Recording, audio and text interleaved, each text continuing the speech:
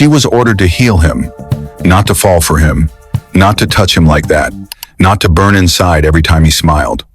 In a galaxy where touch is a protocol violation, where love is forbidden across species, one nurse broke the rules, and one soldier refused to die quietly.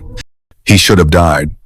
The blast tore through his body like a star imploding, but when he opened his eyes, she was the first thing he saw.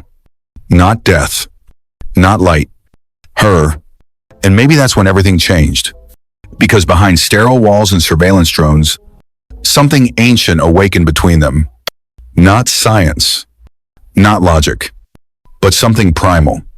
And when the alarms screamed through the sky garden, when his shirt was half undone, when her hands were trembling and her lips almost met his, the door shattered open. Security breach. You're suspended. You human are being relocated. But what happens when you steal a kiss the universe forbids? When the war outside is nothing compared to the one inside your chest? Don't blink. Because this isn't just a romance. It's rebellion. It's survival. It's what happens when two hearts dare to beat together against the laws of their worlds. And in the end, love may just rewrite the galaxy. AGA. Stay with me. What happens next? God will change everything. His eyelids fluttered like shutters resisting dawn. The sterile white ceiling above him pulsed with the low hum of medical machinery soft, beeping in rhythm with something unfamiliar. Breath. His own. Lucen Ray inhaled slowly, his lungs stinging as if they remembered pain but had forgotten peace. His voice came out cracked and low, like the rustle of dry leaves. I died, didn't I? He murmured, lips curling into a faint, half-conscious smile. You must be one of those heaven aliens. The figure standing over him didn't flinch. She was still too still for a human nurse. Her skin shimmered faintly, not with sweat but bioluminescent undertones of teal and silver, like a midnight tide restrained inside flesh. Her hair, navy dark and braided tight, framed cheekbones sharp enough to wound, and her eyes deep pools of violet ringed with pale green did blink. You're conscious, she said, her voice melodic but clipped. That means no excuses for further biological anomalies. Lucen blinked, his smirk deepening despite the throb in his temple. So you're real, damn. I was kind of hoping for a dream. She turned slightly, checking a data pad in her gloved hand, ignoring the compliment, or pretending to, but the slight twitch at the corner of her mouth betrayed her. That, and the way her eyes hesitated on his fascinat medically, not clinically longer than protocol allowed. He caught it. Of course he did. Let me guess, he whispered, shifting in his sheets. I'm your first? First. What? Human, he teased, teeth flashing, that you've had strapped to your medbed, half naked and unconscious. Her brow lifted, sculpted and severe. You were impaled by shrapnel. Your spleen was nearly vaporized. Still a hell of a way to meet. She sighed. Humans. Korea moved to adjust the vitals monitor, her fingers delicate but decisive. But Lucen's gaze never left her. Something about her stillness drew him, something about her precision. It wasn't just her alien elegance, though, that was striking. It was the way she seemed to fight herself in real time. Every reaction measured, every breath considered. She was guarding something. A secret, perhaps, or simply herself. So, he said after a pause, voice lower now, steadier. What do I call you? Glow Girl? Stitch Master? Or do you have a name, Angel? Korea, she replied, curt but not cold. And then, after a beat too long, Medical Adjunct, Class 8, Station Virith Prime. Class 8? He repeated. That's either very impressive or a fancy way of saying overworked. You talk too much for someone recently dead. I'm recovering fast, he winked. Must be the care. She didn't respond. But her eyes lingered again. His jawline, the stubble that hadn't been shaved yet, the way his lips moved when he smirked. Fascinating, odd, primitive, and yet, she looked away. Her hand brushed a control panel. She adjusted the temperature by barely a degree, a detail no one else might have noticed. But Lucen felt it. The air grew warmer. Not enough to sweat, but just enough to feel alive again. Just enough to feel her presence not as sterile procedure, but as heat, intention. He leaned back against the pillows, exhaling through his nose. "You know," he said casually, "I've been through 6 campaigns, 2 orbital crashes, and a near-death plasma hemorrhage. But nothing's made my heart pound faster than your bedside manner." Still no response, but her fingers twitched around the datapad. He chuckled. "Gotcha." Her gaze cut to him sharp as a scalpel, glimmering with something between annoyance and intrigue. "You mistake curiosity for attraction," she said softly. "Do I?" he whispered. "Or do you mistake protocol for protection?" Silence. Then, for a moment, the machines continued to beep, as if translating the tension between them. She stepped back, professional distance reasserted, but Lucen noticed the flush of pale turquoise just beneath her throat, like something waking. Kyria forced her tone to level again. "Rest. You'll need strength. Therapy begins tomorrow. And you'll be there?" Her voice faltered, then recovered. "Always." She turned and left the room, doors sliding shut behind her like a sigh. Alone again, Lucen stared at the ceiling but not at the lights this time. He was thinking of her eyes, and the way they'd searched him. Somewhere in the silence, he knew this wasn't just recovery. Something had begun, and not even the war outside could stop it. The first time she touched him, it was clinical, nothing more than the slide of a palm across taut muscle, the check of tension along bone and sinew. But on the 3rd day of therapy, everything changed. She didn't mean for it to. Not exactly. The rehab chamber was dimmed for muscle stimulation cycles, casting elongated shadows across the padded floor. Outside the reinforced glass, the stars dragged their silent trails across the void. Inside, Lucen grunted, chest rising and falling under the thin fabric of a sleeveless medshirt, soaked and clinging. His breath fogged in front of him, not from cold but exertion, or something else. "You sure this isn't just alien torture?" he muttered, wincing as he strained against the resistance band, back flexing like a bow drawn too tight. Kyria didn't respond at first. She moved behind him, one hand guiding his elbow, the other pressing softly between his shoulder blades. The contact sparked something, not pain, not tension. Something electric, slow burning, forbidden. "Pain is necessary for progress," she said calmly, though her voice had dropped just slightly in pitch. Her fingertips didn't immediately leave his skin. They lingered just long enough to be noticed. Lucen's breath caught. She caught it too. Their eyes met in the reflection of the observation glaciers, unreadable, his quietly daring. His grin was slight, but it curled like a secret. "I think I'm making good progress," he said softly. "Don't you?" She didn't answer. Couldn't. Because something inside her had shifted, not violently, not with fanfare, but like a gravitational pull that finally became undeniable. The kind that made planets tremble. His next motion faltered deliberately, or not causing him to lose balance and stumble backward. Instinctively, Kyria moved to catch him, her arm wrapped around his waist, her other hand on his chest. His skin, damp with exertion, was hot beneath her palm. "Careful," she murmured. "Just testing your reflexes," he replied. "You passed." She knew she should pull away, but something primal in her deep, buried under decades of discipline, refused. Her thumb moved a fraction, tracing the edge of a scar below his collarbone. "What is this one?" she asked, her voice quieter now, almost reverent. "Second Martok siege," he said. "Grenade shard." "Close?" "Too close." She didn't realize how close they'd become until his breath warmed her temple. His voice, lower now, more serious, barely broke the silence. "I thought I'd die that day, but here I am, breathing, feeling." She stepped back then, too quickly. The space between them swallowed her. "That's enough for today," she said sharply, but her tone betrayed her. It trembled at the edges. Lucen nodded, saying nothing, but his eyes followed her like a tether, watching, waiting. The door hissed open behind them. Another nurse entered, datapad in hand, pausing just a moment too long. The air went still. Kyria straightened, folding her arms. Lucen turned casually, stretching his arms overhead like nothing had happened. But the nurse's expression said everything. Something had been seen, maybe not understood but felt. Kyria didn't sleep that night. She reviewed the sensor data from his session twice, then deleted the thermal readouts. She told herself it was protocol. But deep inside, something else was waking, ancient, hungry, and no longer content to be ignored. His footsteps were too precise to echo. Each step down the sterile corridor carried an unnatural weight, not because of sound, but because of the silence that followed him. Half flesh, half alloyed compliance, Commander Axel was a relic of the old war's wounded so many times that protocol had replaced blood. One eye glowed dull amber from beneath a recessed orbital implant. The other, flesh and tired, blinked with suspicion. He stopped just short of the therapy bay's threshold. Behind the glass, he'd been watching. She didn't sense his approach until it was too late.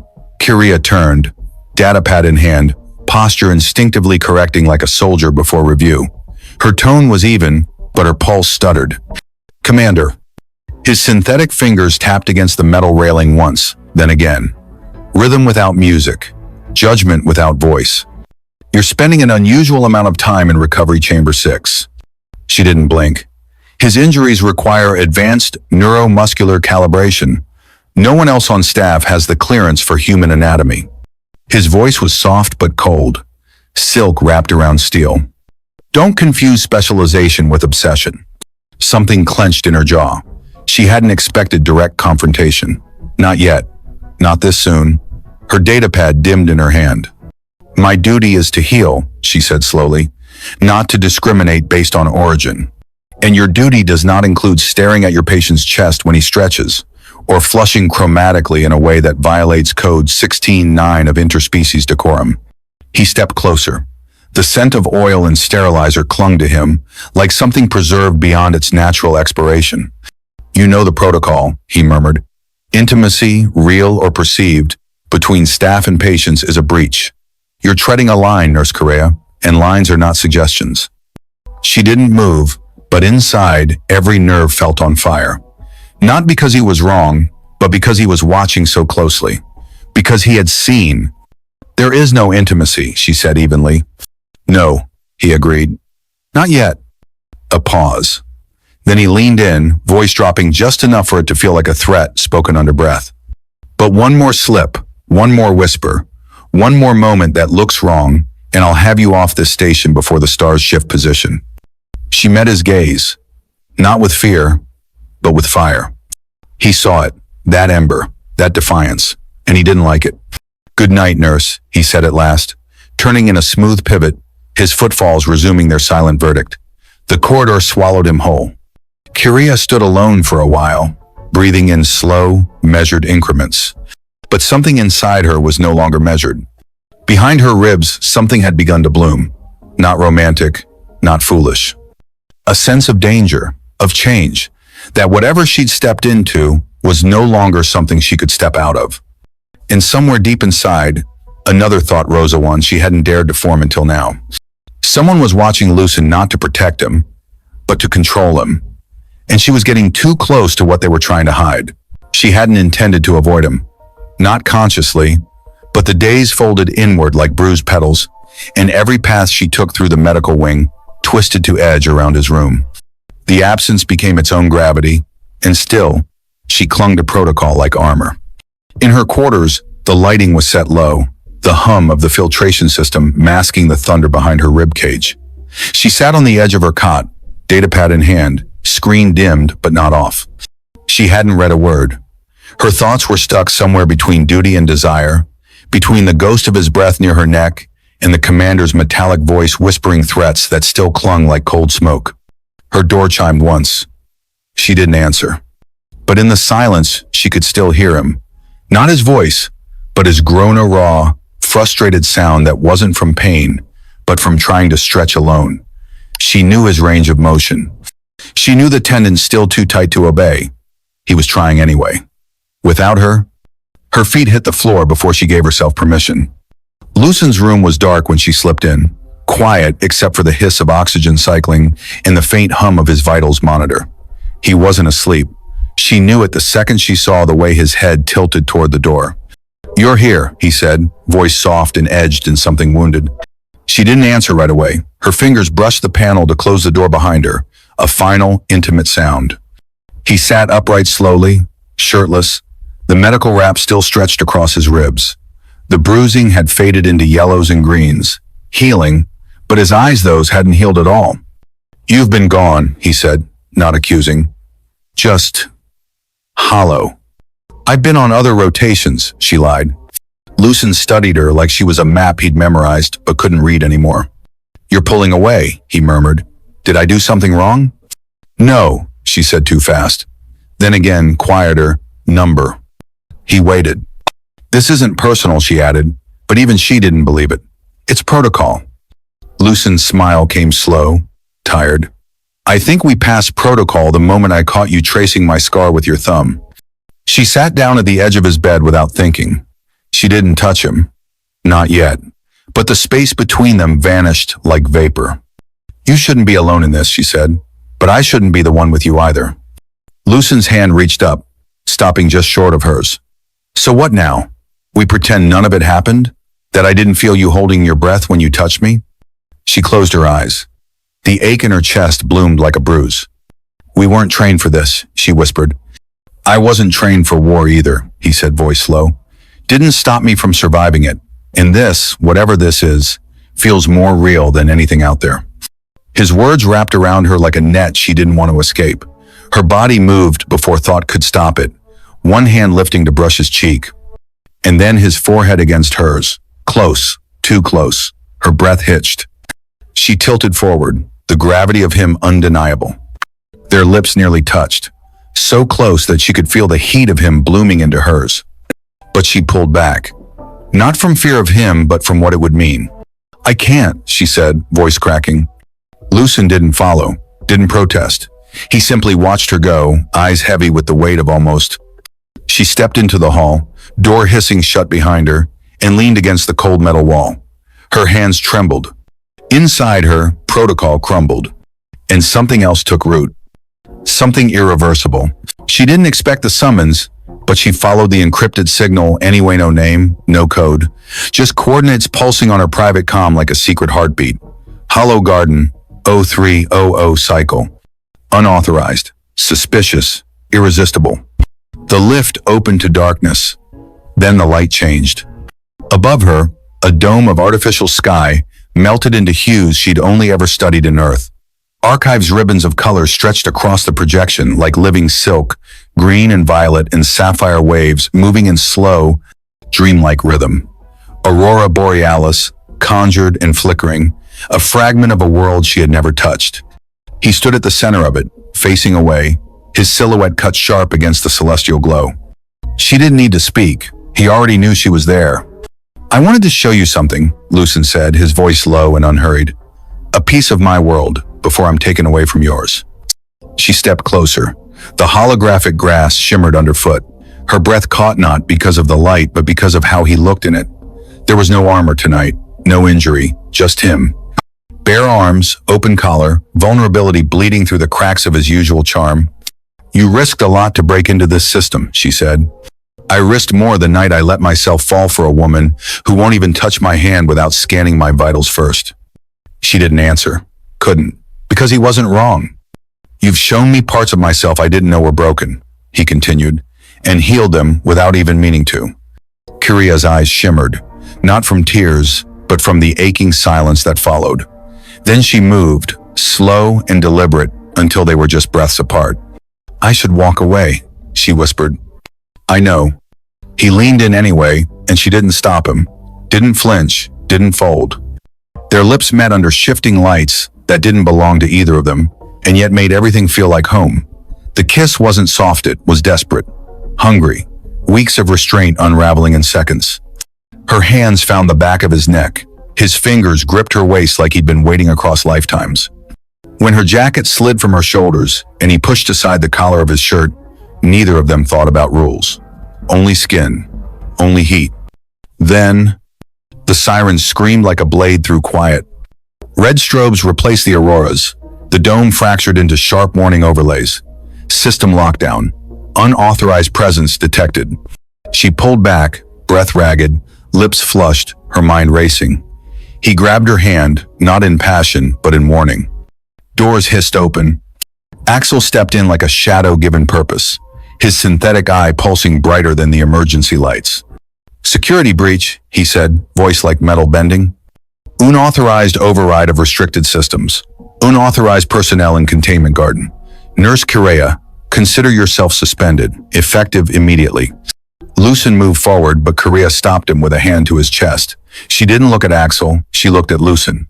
"I'll fix this," she whispered. "I swear." But the look in his eyes wasn't fear. It wasn't defeat. It was fury. Not for himself. For her, the cuffs were cold, not by accident. They were engineered to remind the body of powerlessness, a polished alloy that left no bruise but whispered compliance into the wrist. Lucen sat on the edge of the transfer gurney, shirt half buttoned, still breathing from a chest that defied medical odds. No sedation, no shackles on his mind, just a slow click of time running out. Outside the isolation chamber, two officers in regulation black stood posted, helmets on, expressions unreadable behind full visor shields. They'd been told he was dangerous, unstable, and biologically incompatible with anything soft. What they hadn't been told was that he was in love with a nurse who wasn't authorized to care, let alone feel. He waited, not for the order to depart, but for the pattern. The second when the guards rotated shift and the inner sensors rebooted 3 seconds of vulnerable silence in a fortress built on control. When the lights blinked in that perfect rhythm, he moved. The guard on the left didn't even fall hard. Lucen's elbow found the nerve cluster behind the joint. The other barely got a signal off before Lucen hit the override on the wall panel, hands bloody now but free. Not from pain, from purpose. The corridors remembered him. Every turn, every lightless alcove. The hall to the med wing was longer than it should have been. The sensors pulsed warnings he knew would trigger lockdowns, but he didn't care. He wasn't running from, he was running to. She was in the recovery hall, alone, reviewing patient records that no longer mattered. When she turned and saw him, her body stiffened, but it was her eyes that betrayed her. "What are you doing?" Korea's voice wasn't fear. It was heartbreak. "They're transferring me," he said, breath ragged.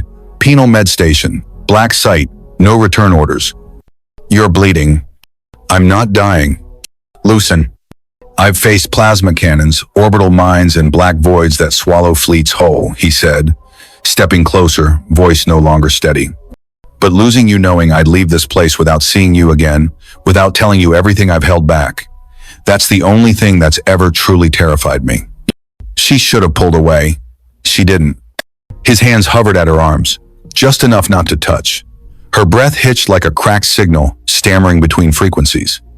She looked at the wounds across his knuckles, the blood on his shirt, the fire in his eyes, and for once, didn't see a soldier. She saw a man who had survived everything the galaxy could throw at Heim, except her absence. "They'll find you," she whispered. "Let them. You'll be court-martialed. I'll be free." She stared at him, and then finally she let go of the line she'd drawn. "I tried not to feel this," Korea said, voice fraying. "I told myself it was wrong, dangerous. I blamed hormones, proximity, curiosity, but none of that's true." She moved closer until there was no space left to pretend. "I love you," she whispered, "and I'm tired of pretending I don't." He kissed her like that confession was oxygen. No hesitation this time, no barrier. Their mouths met in desperate collision, emotion exploding between the seams of skin and restraint. She clung to him like she'd known this was coming from the beginning. He held her like he'd been dying without it. For a moment, the world stopped blinking red. The alarms quieted. The future became something more than protocol and punishment. And then the door behind them groaned open. But neither of them flinched. Because this wasn't about hiding anymore. This was about finally being seen.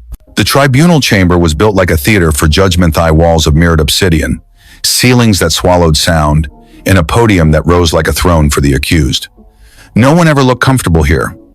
The lighting was harsh by design. It wasn't meant for truth. It was meant for confession.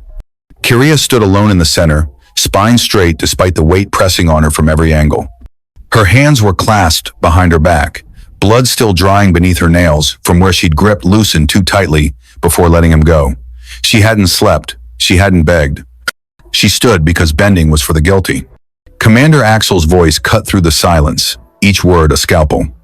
Violation of interspecies boundary protocols, breach of restricted access to medical AI, tampering with patient transfer orders, personal intimacy during critical care, emotional compromise resulting in breach of duty.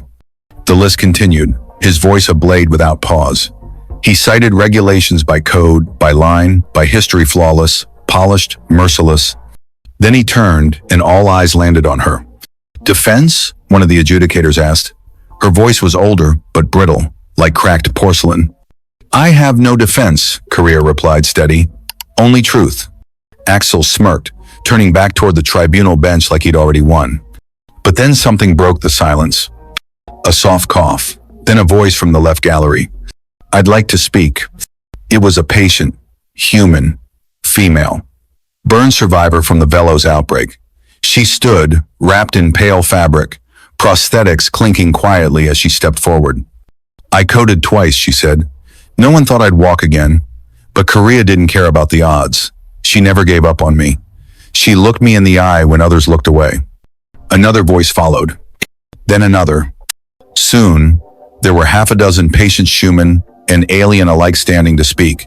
Stories poured into the sterile air like color bleeding into grayscale. Recoveries accelerated under her care. Psychological improvements. Lower inflammation metrics. Compliance rates unheard of on mixed species wards. And then, Lucent's file appeared on the hollow panel.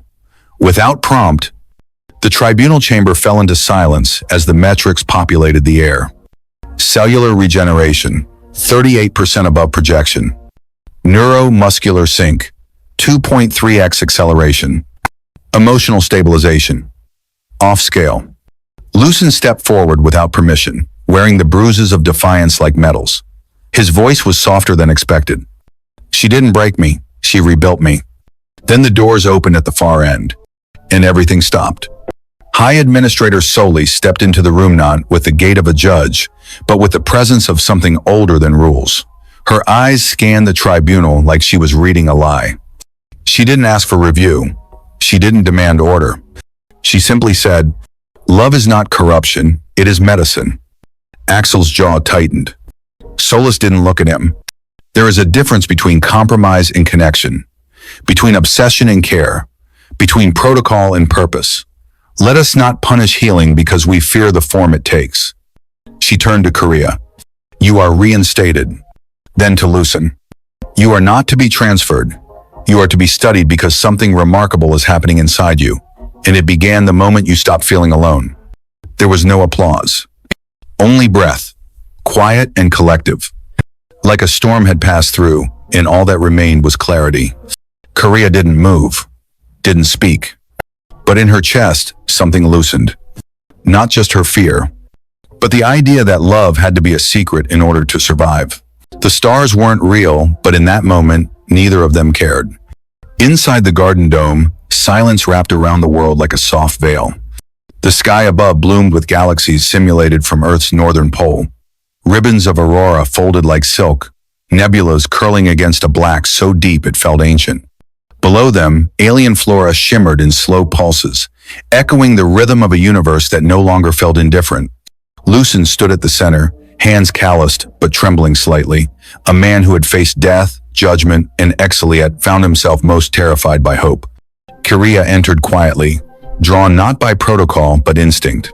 She paused just inside the circle of projected starlight, her silhouette framed by hues of violet and silver. Her pulse quickened as she saw the way he stood, not like a soldier, but like a question waiting to be answered. He turned, and in his hand, a ring, crude yet beautiful, shaped not by machine but by memory, forged from the very metal fragment that had nearly pierced his heart during the crash. Polished and bent into something that shimmered faintly under the false stars worn, imperfect, undeniably real. "I could have died," he began, voice barely audible. "And maybe I did, in pieces, before you found me, before you looked past what I was and saw who I could be." He stepped forward. No armor, no barriers, just skin, scars, and sincerity. "I don't know if love between species is supposed to happen. I don't know if the galaxy will let us stay untouched by war or fear or judgment, but I know this." He dropped to one knee, not because tradition demanded it, but because reverence did.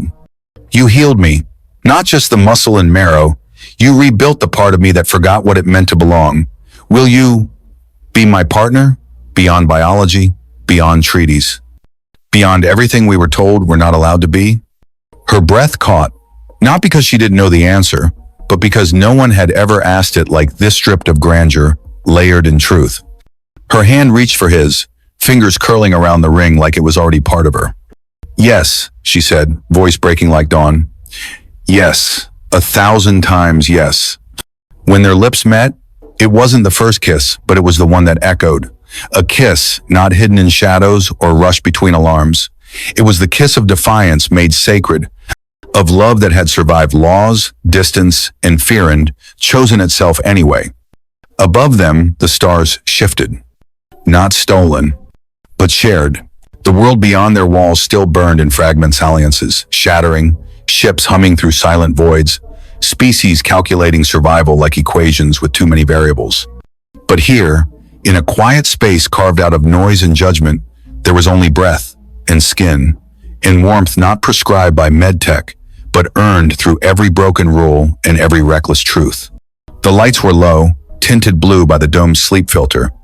In that softness, Lucen lay with one arm beneath his head, the other lazily tracing the outline of Korea's shoulder. Her skin shimmered faintly with that iridescent hue, only visible when she was calm, or when she let herself forget where she was, when she let herself be. She rested against his chest, ear over his heart, listening to the rhythm that shouldn't have matched hers but somehow did. Their bodies spoke different languages, but their silences had learned how to answer each other. "They said humans were volatile," she whispered, "unstable, wild." His smirk curled without effort. "They're not wrong." She laughed, soft, real, the kind of sound he used to forget existed in war zones. It rumbled through his ribs and found its way into her bones like medicine. "Do you regret any of it?" she asked, not looking up. "Breaking protocols, escaping chains, falling in love with a woman who could have euthanized me by accident the first time she touched a scalpel?" Her fingers pressed gently into his side. "Lucen." He shifted, just enough to kiss the crown of her head. Not even for a second. They lay in silence for a long while, the kind of silence you earn after survival, not the kind you're forced into by fear. Outside, alarms might still blare. New laws might be voted into existence. More borders, more reasons to stay apart. But none of that reached here. No one could take this. No tribunal, no commander, no species hierarchy. This wasn't about rebellion anymore. It was about choice. It was about two hearts that had chosen each other in the middle of a galaxy that told them not to.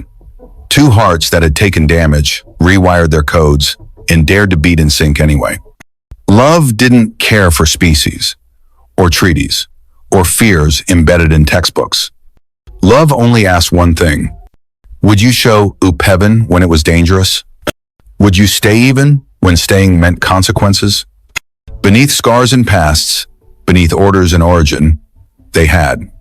And there, in a quiet room too small for the galaxy but just big enough for two souls, love did what it always did when left unbothered. It healed what war never could. So in the end, it wasn't plasma wounds or battle scars that defined him. It wasn't protocol or policy that defined her. It was choice. A choice to reach across the genetic divide, to risk everything for something not written in the stars, but felt deeply in the space between two hearts. Lucen was never just a soldier. Korea was never just a nurse. Together, they became something the universe had never seen before. An answer to a question no one dared to ask. Can love survive beyond the boundaries of biology, beyond species, beyond war itself? Their story whispered something ancient yet forbidden, that perhaps the greatest revolution is not won with weapons, but with a touch, a kiss, a vow beneath foreign stars. And though the galaxy spins on in chaos, though peace remains a fragile dream, in a quiet room of soft breath and entwined fingers, love declared itself real, undeniable, and utterly unstoppable. But remember, this was only one union the stars tried to bury. There are more, buried deeper, darker, stranger, because out there, on the edges of star maps and behind every classified file, are stories the governments erased. Stories of bonds that defy science, of aliens who love like fire, of humans who choose the impossible. And if this one gripped your heart, wait until you see what we uncover next. subscribe, stay curious. Because on Alien Chronicles, the truth isn't just out there, it's in the love they tried to silence.